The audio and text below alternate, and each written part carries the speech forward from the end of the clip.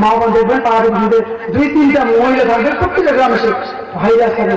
ওদেরকে আমি বলেছি জাহান্নামের সিআইডি, বুঝতে পারলেন তো? ওরা হচ্ছে জাহান্নামের সিআইডি। কোথায় কি করেছে গিয়ে ওই মেয়েটাকে বলবে যে তোর ব্যাপারে ওরকম বলেছে, আর ওর কাছে গিয়ে ওরকম বলবে, মানে ও সাপের মুখে চুমো দিবে, ডেগের মুখে চুমো দিবে, সবার কাছে ভালো, সে হিরো হবে হিরো। আল্লাহ তাআলা বলছেন যারা গীবাত করবে তাদেরকে জাহান্নামে যেতে হবে, তার ধ্বংস সুনিশ্চিত হবে, কাল কিয়ামতের মাঠে থেকে জাহান্নামে যেতে হবে। অন্যত্র আল্লাহ তাআলা বলছেন পবিত্র গান সূরা হুজুরাত সূরা নম্বর 49 আয়াত নম্বর 12, হে পৃথিবীর মানুষ, তোমরা কি তোমার মৃত ভাইয়ের মাংস, মৃত বোনের মাংস খেতে পছন্দ করো? আপনাদের যদি বলেন যে কোন মৃত মানুষের মাংস খেতে আপনাদের পছন্দ করেন? পছন্দ করেন মা বোনরা? অবশ্যই না। বাবারা, আপনারা তোমার মৃত মানুষের মাংস খেতে পছন্দ করেন? অবশ্যই না। আল্লাহ তাআলা বলেছেন সূরা হুজুরাত সূরা নম্বর 49 আয়াত নম্বর 12, যদি কোনো মানুষ কোনো মানুষের গীবাত করে, সে মৃত ভাইয়ের মাংস খাওয়ার সমতুল্য অপরাধ করলো। মৃত ভাইয়ের মাংস খেলে যে অপরাধ হবে সে সেরকম অপরাধ করলো। আজকে আমরা গীবত করতে সব থেকে আগে এসে মা বোনেরা রাস্তার পাশে বসে থালি মারছিল, একটা না একটা তাদেরকে চলে আসলো, এমন গল্প শুরু করলো, এই গল্প গল্প করতে করতে সকাল 6টায় বসেছে, রাত সকাল 9টা বেজে গেছে, থালি নিয়ে গেছিল 4টা থালা, 4টা গ্লাস, 4টা কোয়া নিয়ে গেছিল, একটা মাজা হয়নি, গল্প করে শেষ করে গেছে। করে কি করে না বলেন তো আমাদের সমাজে? আজকে আমাদের বাস্তব চিত্র তুলে ধরছি, আমাদের সোসাইটির বাস্তব চিত্র, রিয়ালিটি অফ সোসাইটি, আমাদের সমাজের এটা তুলে হচ্ছে রিয়ালিটি। গল্প করে জীবনটা শেষ করেছি, গীবত করে আমাদের জীবনটা শেষ করেছি। এই জন্য আমি একটি কবিতা লিখেছি, কবিতাটা হচ্ছে এইভাবে যে গীবত করে তাদের স্টাইলটাই আমাদের অজানা, বলে বুবু বলতে হয় না, না বললে হয় না।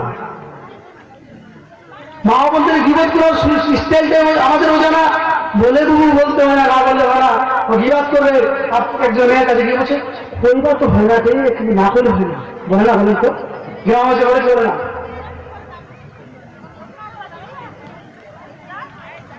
যে কইবা তো হয় না, না করলে হয় না। কি আশ্চর্য, কি টেকনিকে গীবত করছে দেখেছেন? হচ্ছে সিআইডি, জাহান্নামে সিআইডি, ও কারখানার মধ্যে জাহান্নামে যাবে। আল্লাহ রাসূল সাল্লাল্লাহু আলাইহি ওয়াসাল্লাম বলছেন, যখন আমাকে মেরাজের রাত্রিতে যখন আমাকে ভ্রমণ করে নিয়ে যাওয়া হলো, আমি অনেক জায়গা দিয়ে যাচ্ছিলাম, যেতে যেতে দেখলাম একটা জায়গায় অসংখ্য মানুষ, তাদের হাতে রয়েছে তামার বড় বড় নখ, সেই তামার নখ দিয়ে তাদের বুকের মাংস তুলে ফেলছে, গালের মাংস তুলে ফেলছে, তাদের চেহারা তুলে ফেলছে। আমি বললাম জিবরাইলকে, মান হাওলায়ে, এরা কারা? জিবরাইল বলছেন এরা হচ্ছে ওই সমস্ত ব্যক্তি যারা পৃথিবীতে গীবত করে বেড়াতো, এরা হচ্ছে ওই সমস্ত ব্যক্তি। আমি আরো দেখলাম এমন ব্যক্তিকে যাদের কানে কাচের গরম সীসাকে গরম করে তাদের কানে ঢেলে দেওয়া হচ্ছে। আমি বললাম জিবরাইল এরা কারা? বলছি এরা হচ্ছে ওই সমস্ত নারীরা, ওই সমস্ত পুরুষেরা যারা কারো বাড়িতে কারণ কোনো মানুষের অবসরে কান লাগিয়ে দেওয়ার শুনতো যে কি বলছে, শুনেছো, শুনে গিয়ে অন্য মানুষের কাছে সিআইডির মতো বার্তা পৌঁছত। কাল কিয়ামতের মাঠে তারা ক্ষতিগ্রস্ত হবে, তাদের কানে গরম সীসাকে লাগিয়ে দেওয়া হবে। এবং যারা গান শুনবে পৃথিবীর বুকে, আল্লাহ তাআলা বলেছেন পবিত্র কোরআন সূরা লুকমান সূরা 31 আয়াত নম্বর 6, আমিনান নাস মান ইয়াসমিউল হাদিস লিইউযিল্লাহ সাবিলিল্লাহি বিগাইরি ইলম ওয়া ইয়াত্তাখিযা হুজুয়া উলাইকা লাহুম আযাবুন মুহিন। অবশ্যই তোমাদের মধ্যে এমন কিছু লোক রয়েছে, এই কাজীপাড়া গ্রামে অবশ্যই এমন কিছু লোক রয়েছে, এই করঞ্জিতে এমন কিছু অবশ্যই লোক রয়েছে, এই করঞ্জি গ্রামে অবশ্যই এমন কিছু মা বোন রয়েছে, আমাদের এই কাজীপাড়া গ্রামে অনেক অবশ্যই মা বোন রয়েছে যারা কি করে গান বাজনা শুনে। বলছে গান বাজনা ছাড়া আমার ঘুম হয় না গো, গান বাজনা ছাড়া ঘুম হয় না, গান শুনতে হবে। আর সিরিয়াল যদি একটু রাত্রে মিস হয়ে যায় সেটাকে কাজা আদায় করে, কাজা আদায় করে না, কাজা আদায় বুঝেন তো, সেটা আবার সকালকে আবার একবার কি করে রিপিট করে, সকালে কি কাজ করলো, সামনে সেবা করলো, কোনো দেখলো না, ছেলে মেয়ে কোথায় কি গেল দেখালে, সিরিয়ালটাকে আমাকে দেখতে হবে। সকাল 10টায় সিরিয়াল, সকাল 9টা 55 গিয়ে হাজির টিভির সামনে গিয়ে রিমোট অন করেছে, সিরিয়ালটা কখন শুরু হবে আর দেখবো। আল্লাহ তাআলা বলছেন যে অবশ্যই তোমাদের মধ্যে এমন কিছু লোক রয়েছে যারা গান বাজনা শ্রবণ করে। হে মুহাম্মদ সাল্লাল্লাহু আলাইহি ওয়াসাল্লাম, তুমি তাদেরকে বলে দাও তাদের জন্য রয়েছে অপমানজনক শাস্তি। অপমানজনক শাস্তি কি? আল্লাহ রাসূল বলছেন একজন মানুষ অপরাধ করেছে, তাকে বলা হচ্ছে আপনি এক কাজ করেন, আপনার অপরাধ, আপনার শাস্তি হচ্ছে 2000 লোকের সামনে আপনাকে 50 লাঠি গ্রেপ্তার করা হবে, আপনার একটা শাস্তি। আপনি যদি অপরাধ করেছেন, অপরপক্ষে একজন মানুষকে বলা হচ্ছে আপনার অপরাধ থেকে কি আপনাকে শাস্তি দেবো আমরা কি? আপনি 2000 লোকের সামনে নিজের থুতুকে মাটিতে নিক্ষেপ করেন, আবার নিজের থুতুকে চেপে খাবেন। বলেন কোনটা মেনে নেবেন? বলেন কোনটা নিয়ে বলেন তো? ফার্স্ট 1 নম্বরটা চুজ করে সবাই যে মারুতা ভালো, কিন্তু আমি থুতু মাটিতে নিক্ষেপ করবো আর 2000 লোক কাজীপাড়া যতগুলো গ্রাম রয়েছে, করঞ্জি, কাজীপাড়া, মজাপাড়া, টাজাপাড়া, এগুলো সব আমাকে দেখবে, আমি অপমানজনক শাস্তি ওরা। তো আল্লাহ তাআলা বলছেন যারা পৃথিবীতে গান বাজনা শুনবে, যাদের কানটাকে দিয়েছে আল্লাহ তাআলা কোরআন শোনার জন্য, যে কানটাকে দিয়েছে আল্লাহ তাআলা ভালো কিছু শ্রবণ করার জন্য, সেই কান দিয়ে আমরা গান বাজনা শুনবে, এই কান দিয়ে সিরিয়াল দেখবে, এই চোখ দিয়ে সিরিয়াল দেখবে, এই কান দিয়ে সিনেমা দেখবে, আল্লাহ তাআলা বলছে তাদের জন্য রয়েছে অপমানজনক শাস্তি। তাদেরকে এইভাবে কার কান মানাবে এবং তাদের কানে কাঁচের শিশাকে গরম করে তাদের কানে ঢুলে হবে, সে বাপরে মারবে, চিৎকার করবে, কেউ কোনো প্রয়োগ করবে না। 2 নম্বর অপরাধ সেটা হচ্ছে যারা গান বাজনা শুরু করবে, সে সম্পর্কে রাসূল সাল্লাল্লাহু আলাইহি ওয়াসাল্লাম কি বলছেন? আল্লাহ রাসূল সাল্লাল্লাহু আলাইহি ওয়াসাল্লাম বলেছেন সহিহ বুখারীর 5 নম্বর হাদিস, লা ইয়াকুনান্না মিন উম্মতি আকওয়ামুন ইস্তাইলুনা আল-হিরা ওয়াল হারিরা ওয়াল খামরা ওয়াল মাআজির। বলছি আমার পরে এমন কিছু লোকের আবির্ভাব ঘটবে, আমার পরে এমন কিছু দলের উদ্ভব হবে, এমন কিছু মা বোন বের হবে, এরা কি করবে? আমার কিছু বাবাজির আবির্ভাব হবে, এরা গান বাজনাকে হালাল মনে করবে, টিভি সিরিয়াল ছাড়া বাঁচবে না, এটা কোনো ব্যাপার না, নেশার দ্রব্য কোনো ব্যাপার না, নামাজ পড়ে 5 ওয়াক্ত, পান খায়, সুন্দর করে যোদ্ধা খায়। দাদি যোদ্ধা ছাড়তে পারছে না কেন? যোদ্ধা ছাড়তে পারছি না, চেষ্টা করছে তারপর ছাড়তে পারছি না। একজন মানুষ যদি ত্যাগ করতে চায় সবকিছুই ত্যাগ করতে পারে, মানুষ অভ্যাস যেটা করে সেটাই করতে পারে। বলছে ত্যাগ করতে পারছি না, যোদ্ধা ছাড়া চলতে পারছি না, নামাজও পড়ে যোদ্ধাকে যদি মূল্য করতে হবে। তো যে বিষয়ে আলোচনা করছিলাম যে আল্লাহ রাসূল সাল্লাল্লাহু আলাইহি ওয়াসাল্লাম বলেছেন লা ইয়াকুনান্না মিন উম্মতি আকওয়ামুন ইস্তাইলুনা আল-হিরা ওয়াল হারিরা ওয়াল খামরা ওয়াল মাআজির। বলছিল আমার পরে এমন কিছু উম্মতের আবির্ভাব হবে, এমন কিছু মা বোনের আবির্ভাব হবে যারা গান বাজনাকে হালাল মনে করবে। গান শোনা কোনো ফ্যাক্ট নয়, কোনো ব্যাপার নেই, গান শুনবে, সিরিয়াল দেখবে, টিভি দেখবে, কোনো সমস্যা নেই, রেশমি কাপড় পরে কোনো সমস্যা নেই, নেশাদ্রব্য পান করবে, মসজিদ থেকে বেরোবে, বিড়িটা সুন্দর করে আগুন দিয়ে ধরিয়ে দিবে, কোনো ফ্যাক্ট নয়, এটা হবে। আজকে আমার সমাজে এটা হয়নি, কারণ না কয়টা আজকে আমি থেকে যাবো, আজকে আমি খড়গপুরের কাজীবাড়ি থেকে যাই, আজ কাজীবাড়ি গ্রামের লোকদেরকে বলি আমাকে 5টা ফ্যামিলি দেখান যাদের প্রত্যেকের বাড়ি 5 ওয়াক্ত নামাজ করে, 5টা ফ্যামিলি আমাকে এমন দেখান যে বাড়িতে পর্দাকে মেনটেন করা হয়, 5টা ফ্যামিলি আমাকে এমন দেখান যে বাড়িতে গান বাজনা টিভি সিরিয়াল চলে না। দেখাতে পারবেন কি? পারবেন না, কঠিন হয়ে যাবে, আপনাদের জন্য কঠিন হয়ে যাবে। কারণ টিভি সিরিয়াল ছাড়া বাঁচি না, এই টিভি সিরিয়াল তার খেয়াল আপনাকে জাহান্নামে নিয়ে যাবে, এই টিভি সিরিয়াল আপনাকে জাহান্নামে নিয়ে যাবে। এই প্রসঙ্গে একদিন আমি বক্তব্য দিচ্ছিলাম, আপনারা এইদিকে কোথায় যেন মিলাপাড়া নাকি গ্রামে বক্তব্য দিচ্ছিলাম, একজনকে বললাম যে বাড়িতে টিভি সিরিয়াল থাকে, এই টিভি হচ্ছে পাপের বাক্স, এই টিভি আপনাকে জাহান্নামে নিয়ে যাবে। সেই ব্যক্তি দাঁড়িয়ে উঠে বলছে, মৌলভী সাহেব আমি আমার বাড়িতে টিভিকে লক করে ভেঙে দিচ্ছি।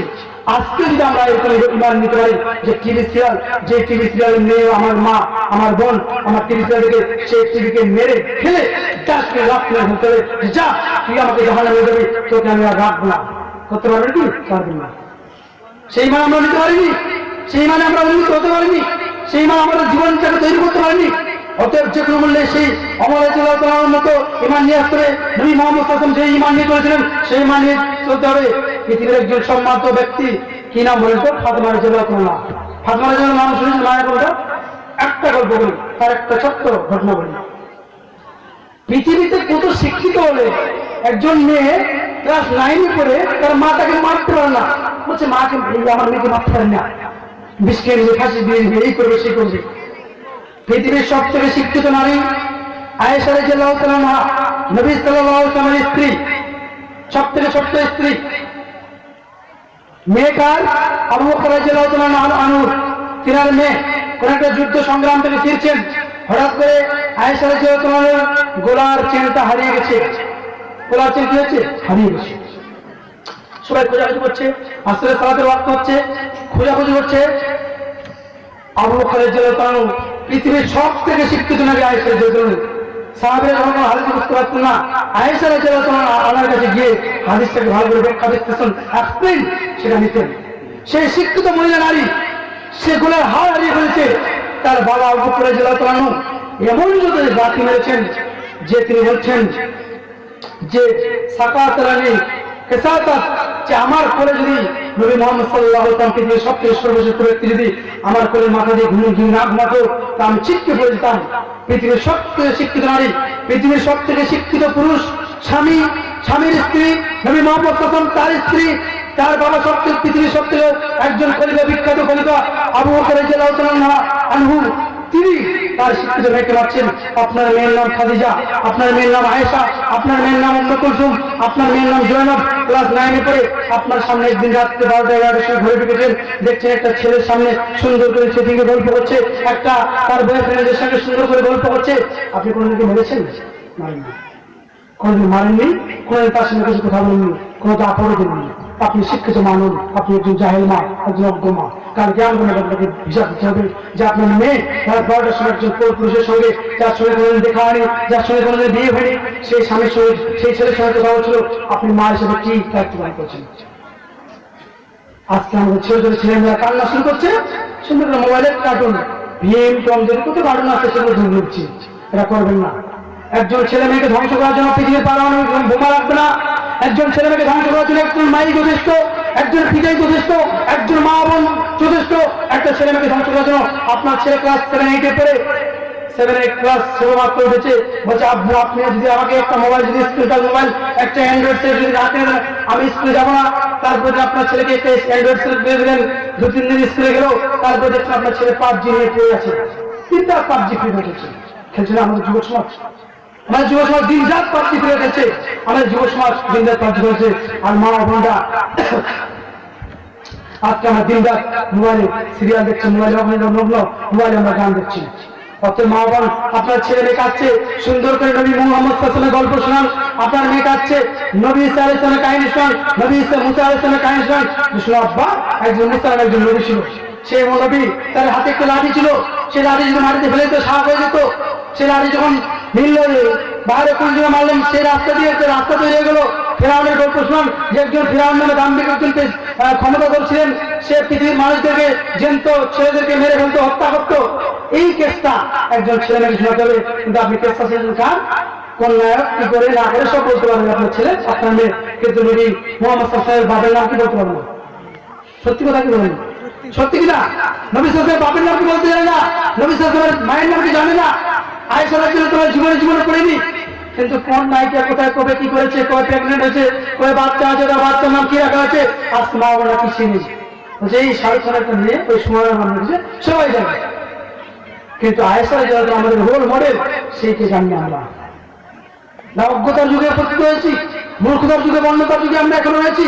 অতএব মা বোন, আপনি যদি ভুল দায়িত্ব পালন করবে, আপনার ছোট্ট ছেলে, আপনার ছোট্ট মেয়ে যখন কান্না করবে, আপনাকে নবী মুসার গল্প শোনান, নবী ঈসার গল্প শোনান, ইয়াকুব নবীর গল্প শোনান, ইউসুফ নবীর গল্প শোনান। যে ইউসুফ নামে একজন নবী ছিল, তাকে মাছে খেয়ে নিয়েছিল, সেই মাছের পেটে সে 40 দিন সেখানে অবস্থান করলেন, 3 দিন 3 রাত সেখানে অবস্থান করলেন, এবং তিনি আল্লাহকে দোয়া চাইলেন, আল্লাহ সেই মাধ্যমে দোয়া কবুল করলো।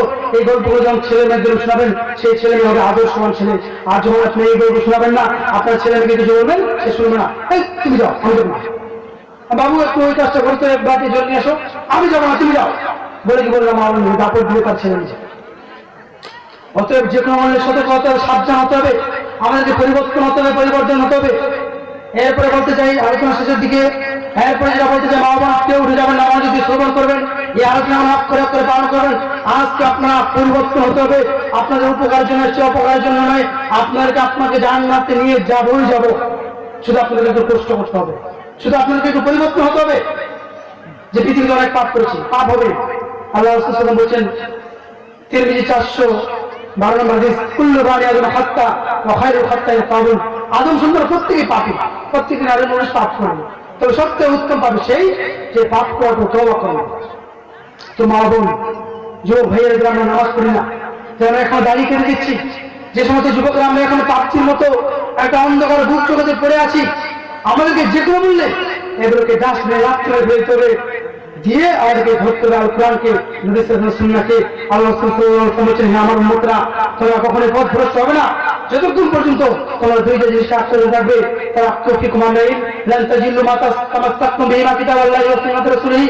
তোমরা কখনোই পথভ্রষ্ট হবে না, কখনোই নির্যাতিত, নিষ্পেষিত, বঞ্চিত হবে না, একজন মা কখনোই অপমানিত হবে না যতক্ষণ পর্যন্ত দুইটা জিনিসকে আঁকড়ে থাকবে। এক নম্বর হচ্ছে কিতাবাল্লাহ, আল্লাহ তাআলার কিতাব, অপরপক্ষে সুন্নাতুর রাসূল নবী সাল্লাল্লাহু আলাইহি ওয়াসাল্লাম।